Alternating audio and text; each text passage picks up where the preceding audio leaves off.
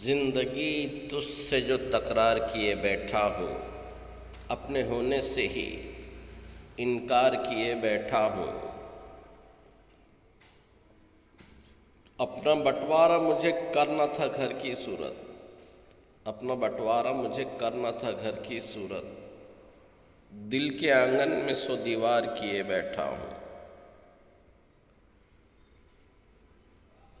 ये ना सोचा था कि एहसास ही मर जाएगा,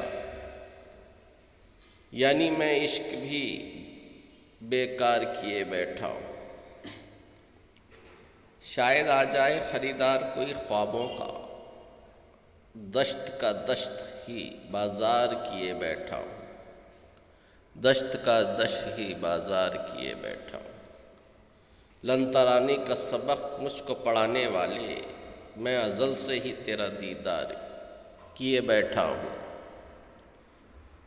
एक गज़ल लिखने लगा हूँ मैं अगर कागज़ पर, एक गज़ल जहन में तैयार किए बैठा हूँ। खुद से तो पहले ही बेजार था अशरफ नकवी, अब तो यारों को भी बेजार किए बैठा हूँ।